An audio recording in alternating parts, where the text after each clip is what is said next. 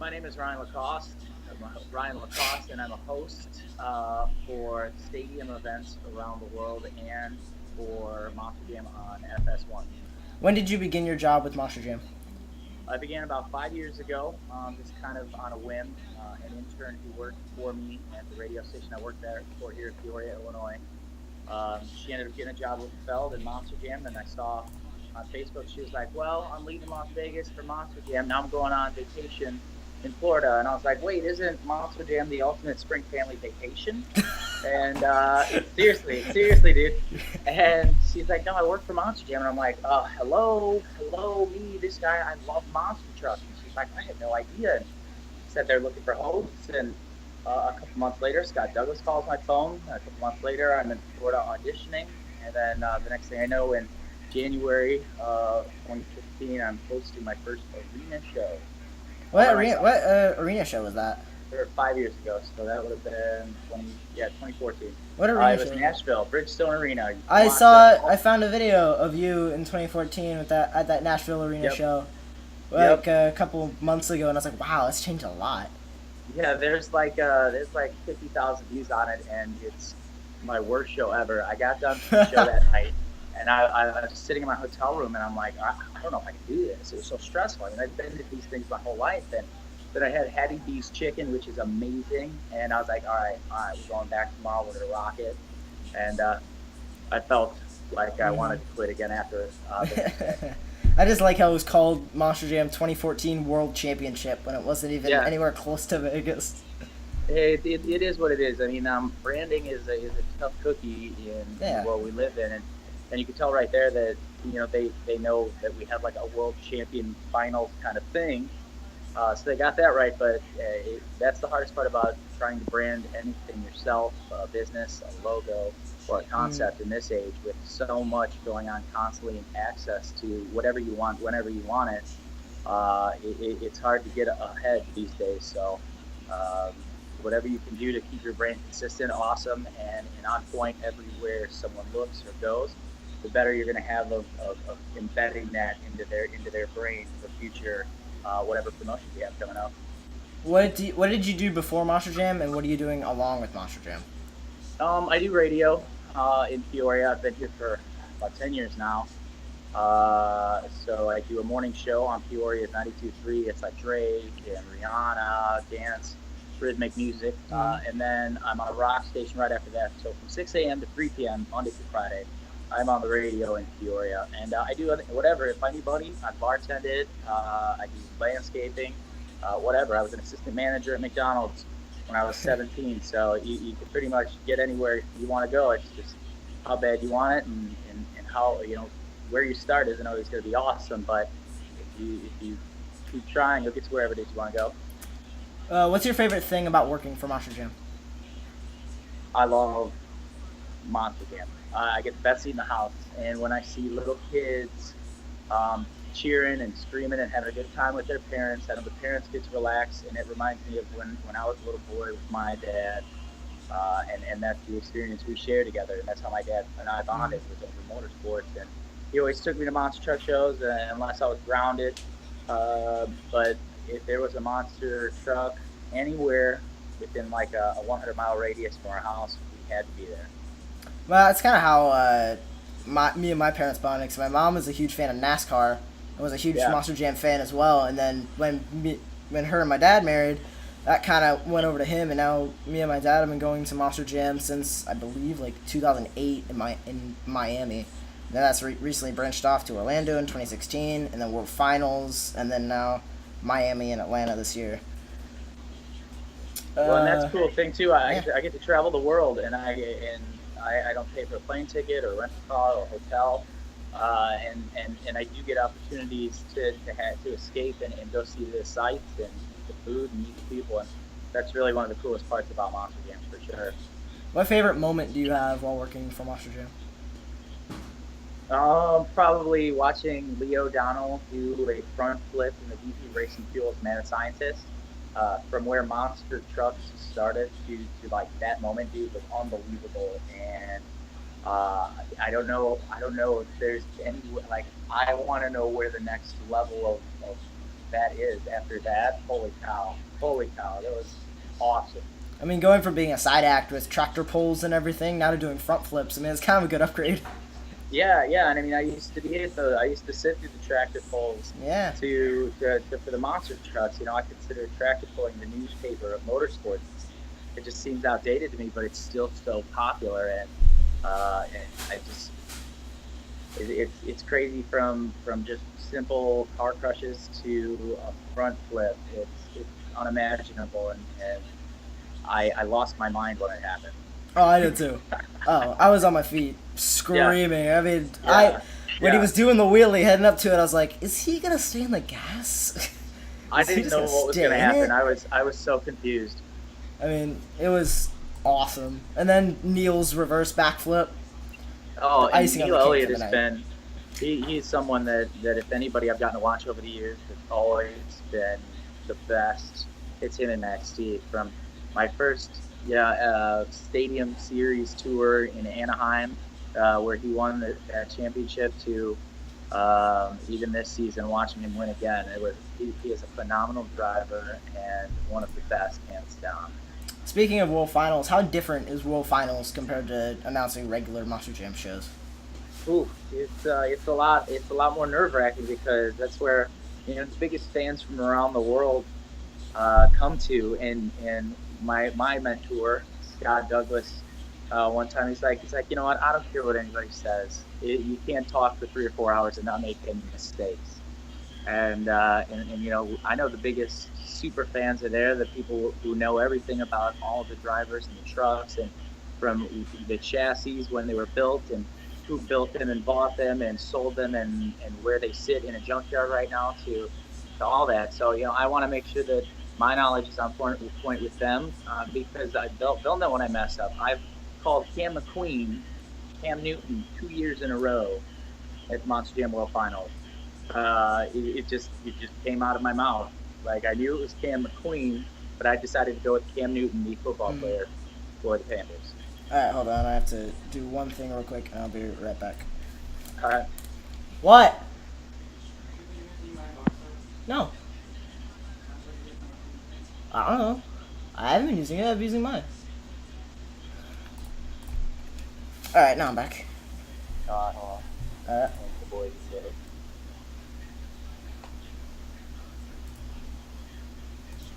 All right, there Let me see if anybody else wanted me to ask you questions, because I got some questions for my friends that wanted to be answered. Let me see. Alright, this will work. Oh, yeah. I have a lot of questions about BKT tires and Mutant Super Soda backflip ramp, so Uh-huh. I'm gonna add those in. Okay.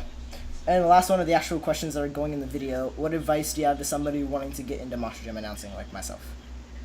I mean, just get comfortable talking. Talking is important, and you're talking to a lot of people, but you're talking to a lot of individuals. So you have to find a way to connect with each one of them individually while talking to a lot of individuals. And that's just from your on-camera presence to the tone in which you talk to people, how inviting you are, and instead of the word "you" is very powerful, especially in radio. And I use a lot like things I learned from both of them to make what I do better with both, and that's one of the many things. You could be like, all you fans, or it's you just look in the camera and say, you are our biggest fan tonight, and everyone's going to think that they're talking to them if you sell it right. And yeah, it's just how you present yourself, and you're just talking, you're just having a conversation like we're having right now. Sure, there's a little bit more excitement in my voice because monster trucks, I love it. Mm-hmm. But also, one of the things too is smiling when you talk. Even if you're not on camera, you smile when you talk. People can hear it, and if you're excited, everyone that you're trying to entertain will be excited too.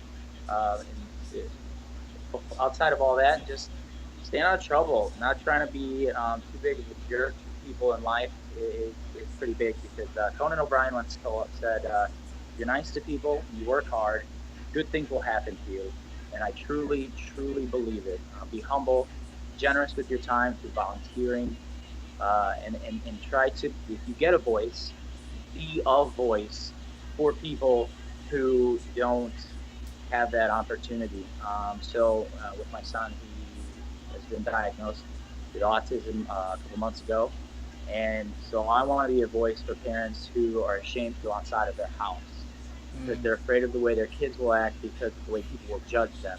I don't think that's fair. I luckily have a son who is a little bit more high functioning, but he has his moments, and I don't care what anyone thinks about me. I get judged constantly, constantly. Like I get poked fun at for promoting sponsors a little bit, but that's part of what I do. I've been called a lot worse my whole life. Growing up in junior high and high school, I was made fun of for loving monster trucks and monster jams, and now I am. Their kids are at my shows cheering, and they're like, "Oh my gosh, this is so cool!" I've had people say, "Hey, how do I get Max D to my kid's birthday party?" And I don't know the answer to that question. I tell them $10,000 is probably a good start.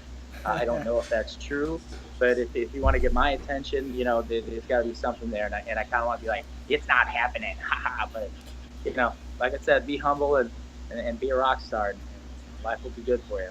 Yeah, I was diagnosed with type 1 diabetes like about 2 years ago, and I try to be a huge advocate for that.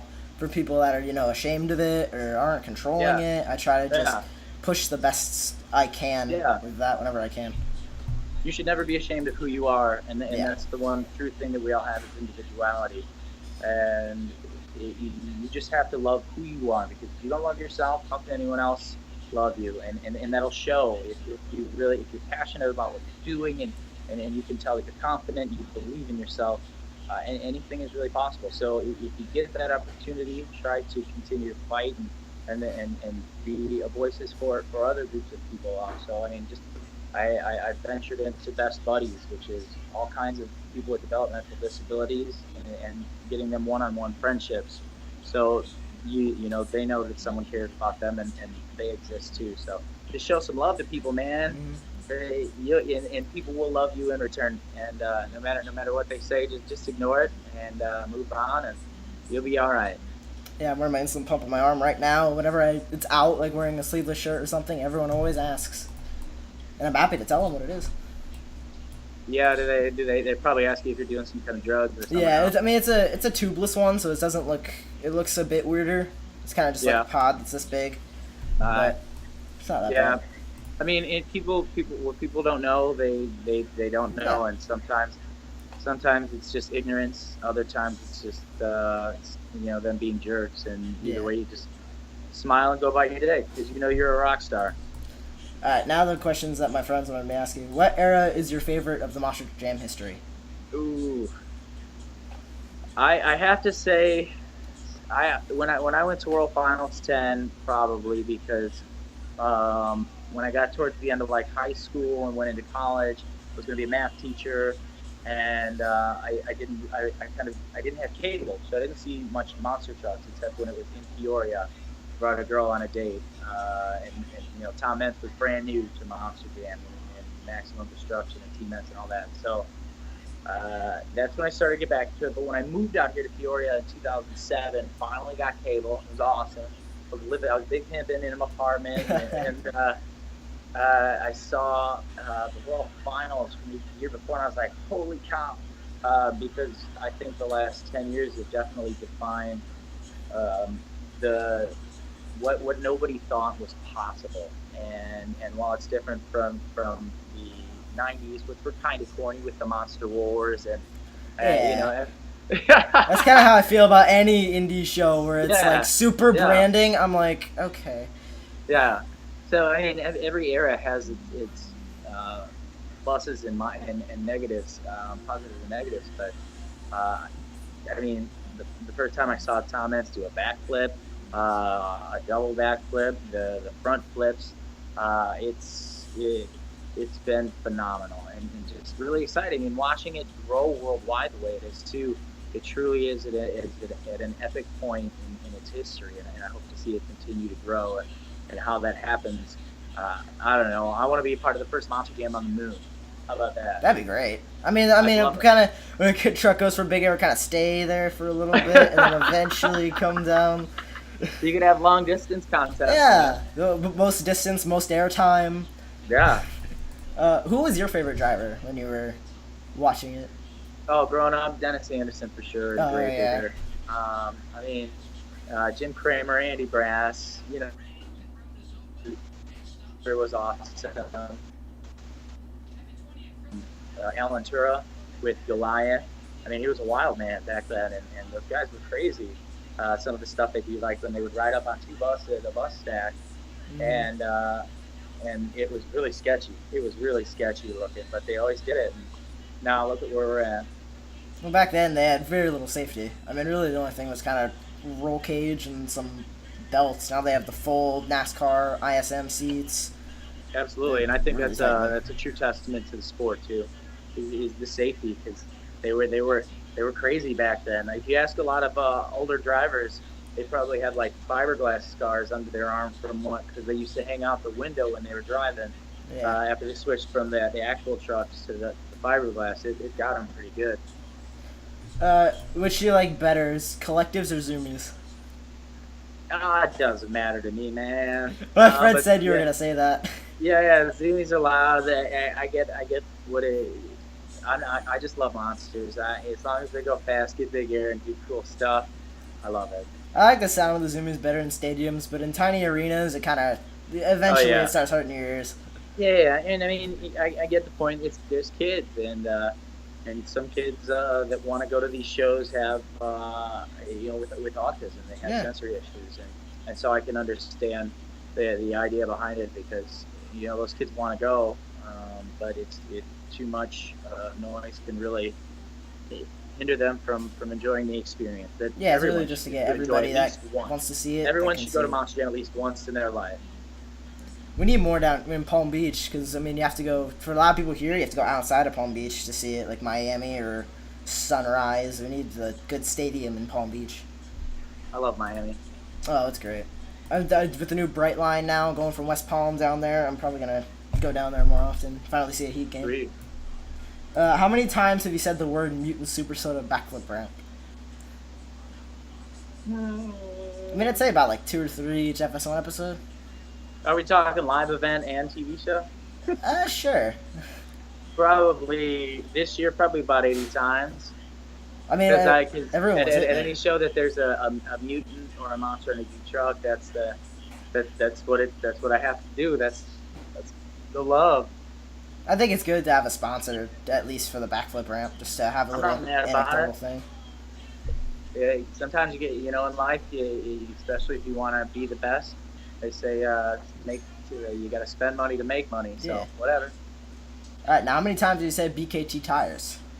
not enough. Not enough.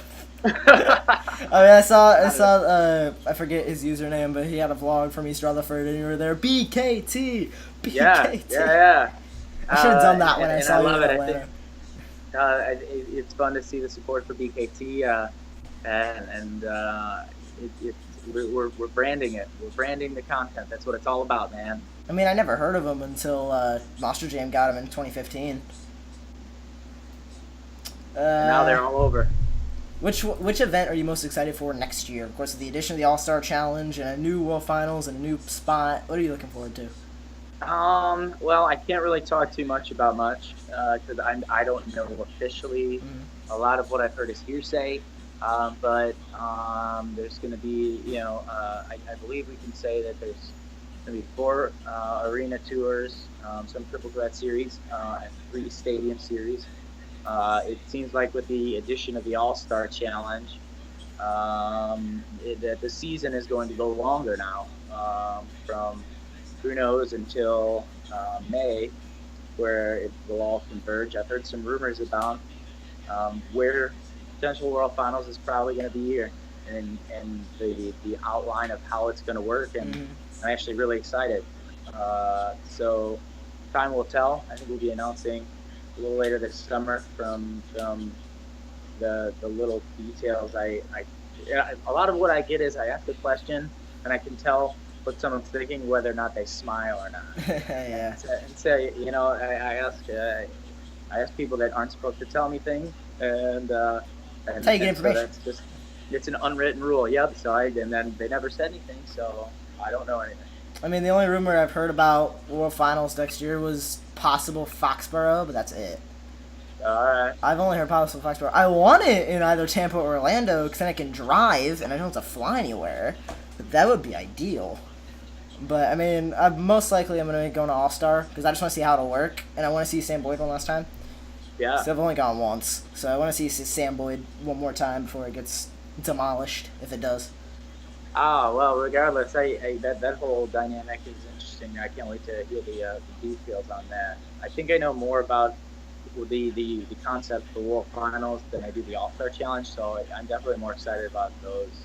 I mean, there's You this know, thing. I don't know what convention they were at, but they had this whole like fire and ice thing, and it turned out to be someone found it was a video game. But the first rumor was All Star Challenge, and I was like, that'd be a really interesting concept, a team competition for All Star, instead of just every truck for themselves, just like a team competition like they had in Arnhem a couple years ago.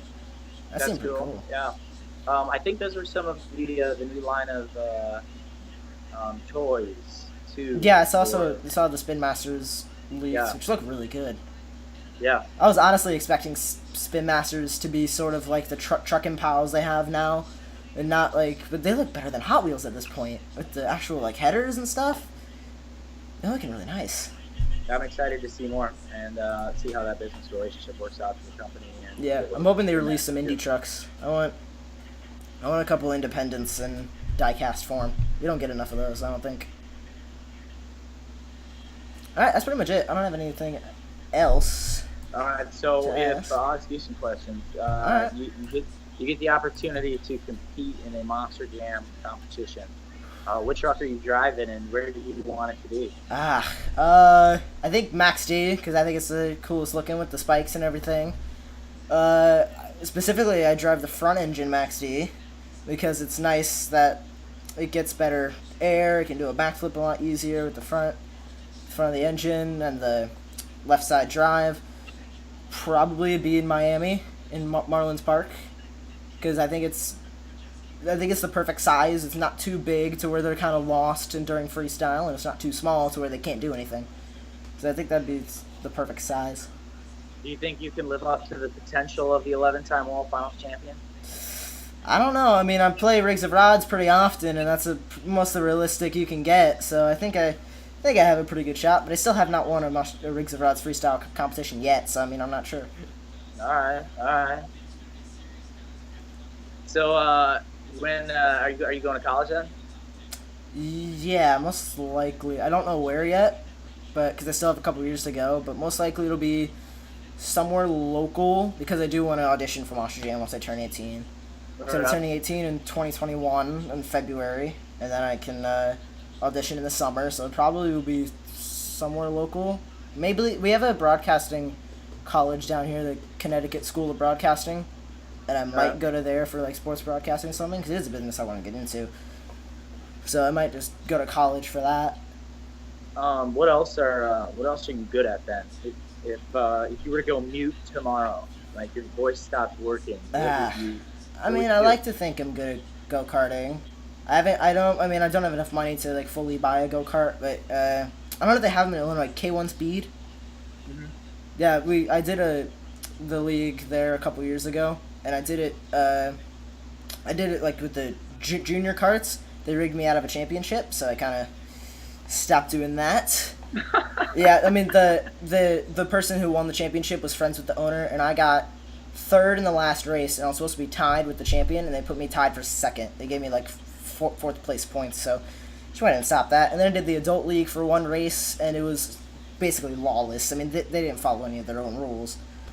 So unless I get my own go kart, I'm kind of just taking a break from it. I still go quite a bit. I have my own helmet, so it's not. I get to use that, and I can go pretty often because I do love racing. I mean, it's my passion.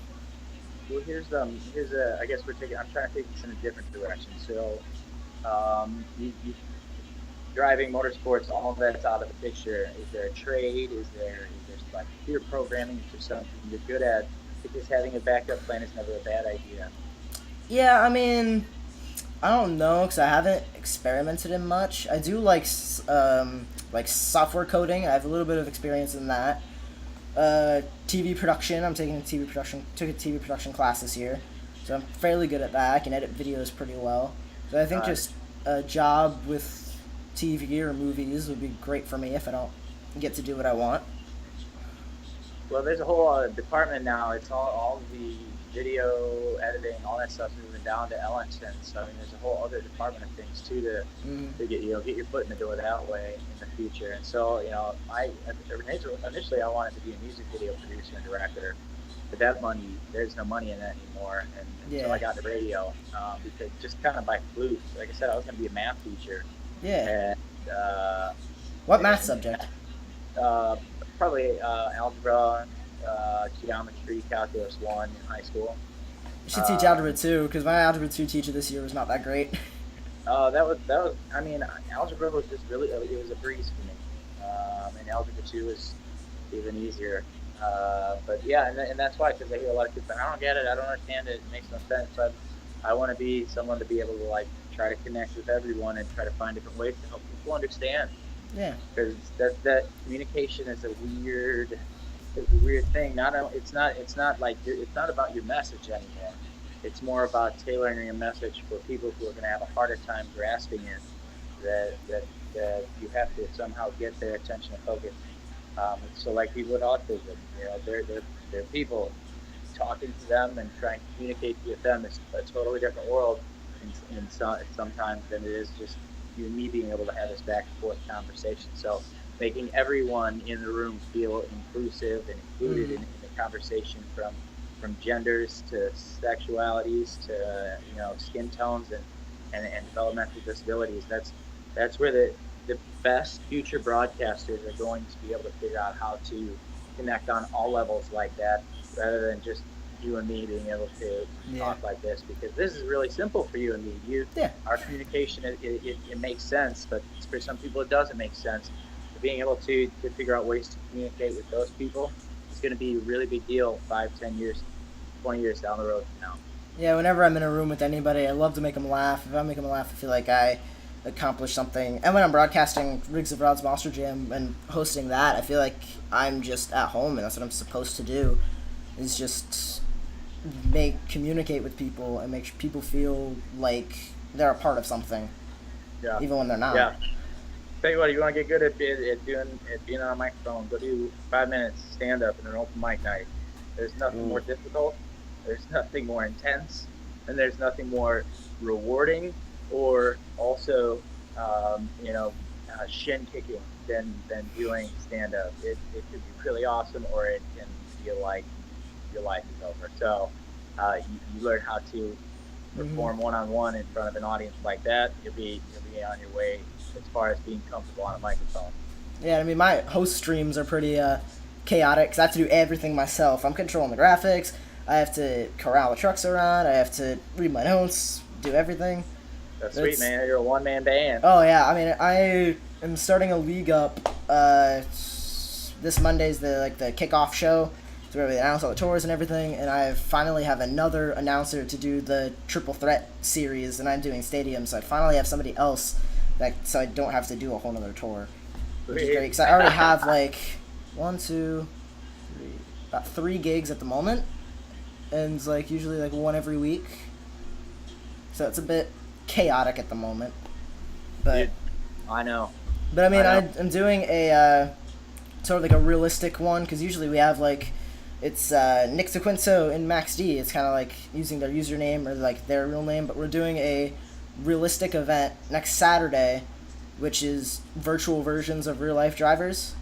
So we're gonna have two of my friends are gonna be controlling all the trucks. We'll have Whiplash, Bran Mahan, Tom Mentz, Max D. I think we're gonna have Adam, Ryan, and 6 p.m. Eastern next Saturday. It's going to be in Syracuse. Right on. Syracuse 2017 track. If I got some time, I'll hit you for the link, all right? Perfect. I mean, I have to finish notes. I still haven't finished all the graphics and everything, so I got to get on that. Yeah, and I got to get clean to my house, man. Hey, it's good talking to you. All right, great talking. Yeah.